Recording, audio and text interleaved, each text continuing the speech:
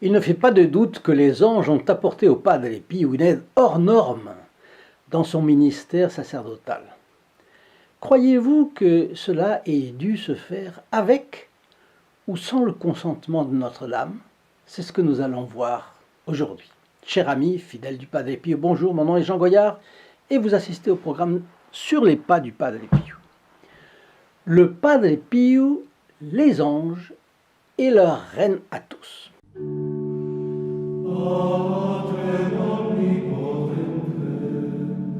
D'emblée, je vous invite à m'envoyer vos commentaires, d'abord sur la matière traitée chaque fois dans ces vidéos, et ensuite sur les thèmes abordés.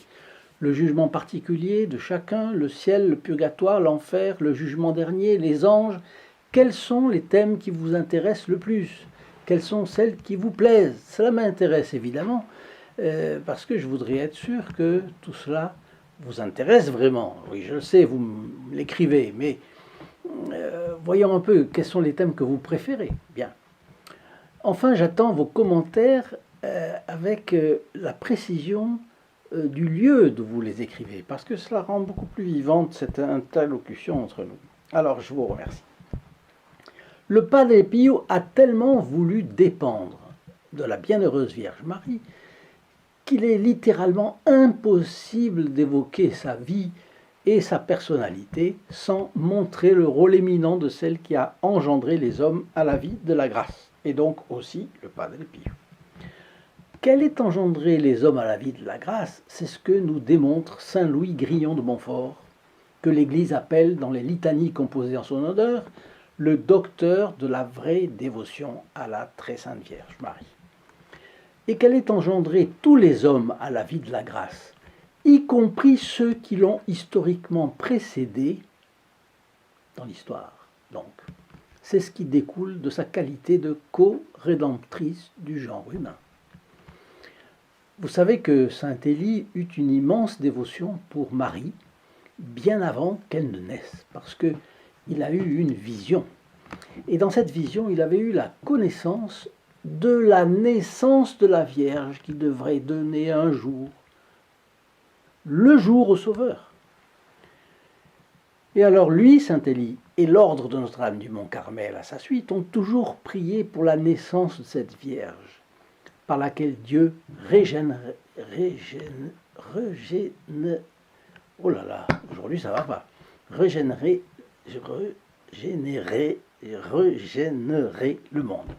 Cette qualité de co-rédemptrice de la Vierge Marie est une vérité reconnue partout dans le monde catholique, et de tout temps, même si elle n'a pas encore fait l'objet d'une proclamation comme un dogme de foi.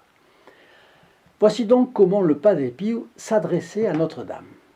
Ô Marie, très douce mère des prêtres, médiatrice et administratrice de toutes les grâces, je vous en supplie du fond de mon cœur, etc., etc. Alors, médiatrice et administratrice de toutes les grâces veut dire que toute grâce passe par elle. Que tous les saints du ciel ensemble, pour demander à Dieu une grâce, eh bien, ne l'obtiendraient pas si la grâce n'était aussi demandée par Marie. Et qu'une grâce demandée seulement par Marie, sans l'appui, le patronage de tous les saints du ciel, eh bien, serait octroyé quand même. C'est dire le pouvoir que Dieu lui a donné. Et derrière ces mots, nous constatons en transparence que même si les anges accomplissent les nombreuses missions que Dieu leur confie, afin d'obtenir les grâces en abondance pour l'humanité, ils ne peuvent accomplir ces mêmes missions sans le consentement de la reine des anges, à laquelle Dieu a donné tout empire et toute autorité sur eux, pas seulement sur les hommes, mais sur eux. Je fais une toute petite parenthèse pour vous rappeler de partager ces vidéos, parce qu'elles représentent le grand moyen de relier entre eux les fidèles du Padre Pio. Vous êtes, vous qui m'écoutez, à un créneau décisif en direction des périphéries, comme on dit. vous avez la possibilité de partager à des personnes qui vous connaissent et que personne ne connaît. Faites confiance et partagez donc. D'ailleurs, à chaque semaine, vous faites un partage vidéo, une messe est célébrée dans le cadre de notre chaîne pour vous et aussi pour la personne qui reçoit la vidéo de votre part. Donc je ferme la parenthèse. Le Padre Pio affirmait aussi « Notre-Dame ne m'a jamais refusé une grâce à travers la récitation du rosaire. » De là encore, nous déduisons une vérité capitale. Bien que ces anges aient excellemment œuvré avec et pour le Padre Pio, et qu'ils continuent à le faire, ils restent sous l'autorité de leur reine. Sans la permission de leur reine, ils ne peuvent rien faire. Il est superflu d'ajouter que la dévotion et l'amour filial du Padre Pio pour la Sainte Vierge ne connaissaient aucune limite. On ne le voyait jamais sans son chapelet dans les mains. Et comme lui-même le disait, la prière est la clé qui ouvre le cœur de Dieu. C'est donc par sa prière, comme par sa dévotion pleine, entière et constante à la Sainte Mère de Dieu, qu'il a reçu pour les autres tant de grâce. Je dis pour les autres parce que vous savez que les charismes ne sont jamais donnés par Dieu en bénéfice propre du titulaire du charisme. La définition d'un charisme, c'est justement cela, un don fait pour faire du bien aux autres, pour attirer les âmes à Dieu des autres, un don pour élever les autres. Et c'est bien le cas du Saint Padre Pio. Je fais encore une petite parenthèse. Que pensez-vous d'aider le Padre Pio à élever les âmes des autres? Celui qui ne se préoccupe que de soi-même risque de tomber sous la critique que nous avons souvent entendue à la messe, parce qu'elle se retrouve dans les 4 évangiles d'ailleurs, pas seulement un mais les 3 synoptiques plus l'évangile de Saint Jean, ont ce texte que je vous mettrai dans la description.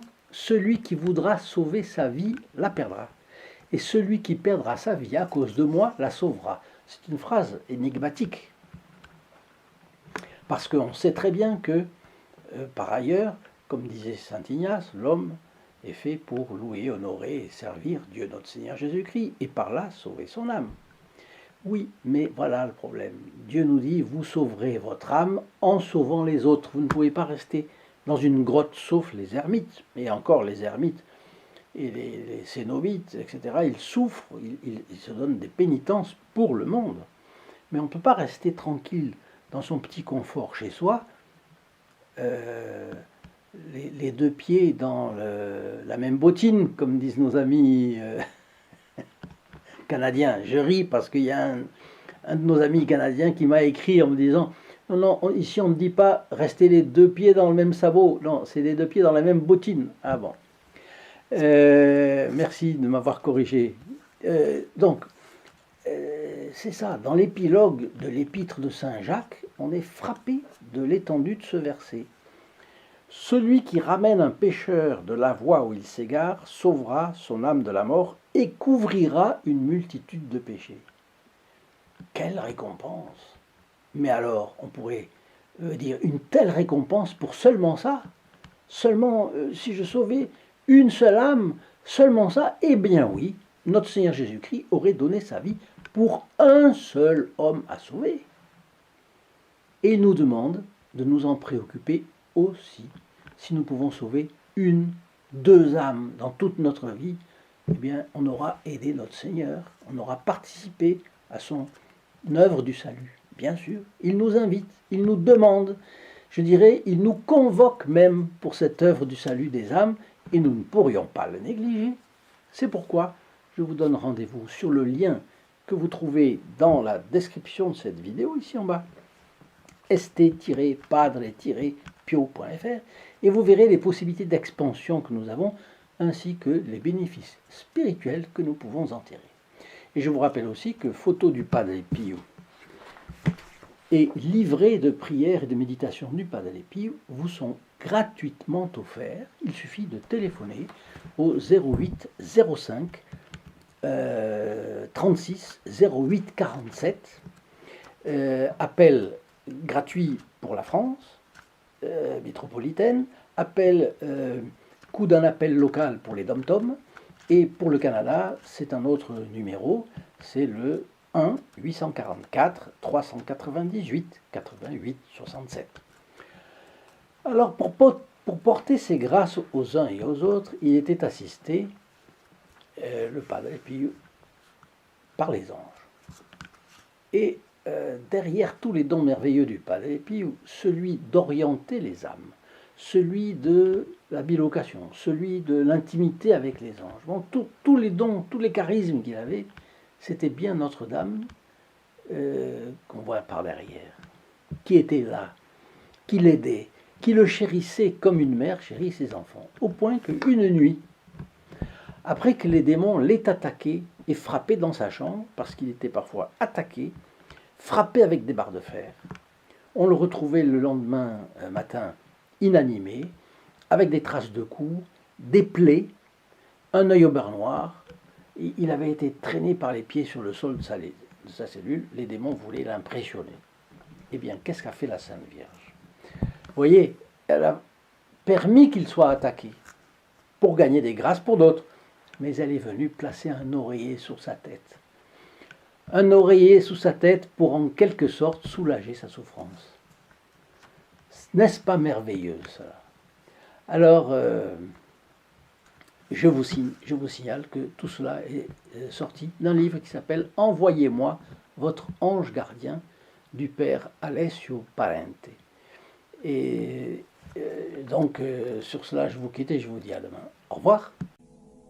In nome del Padre, del Figliolo e dello Spirito Santo, e così sia. Sia lodato Gesù e Maria, e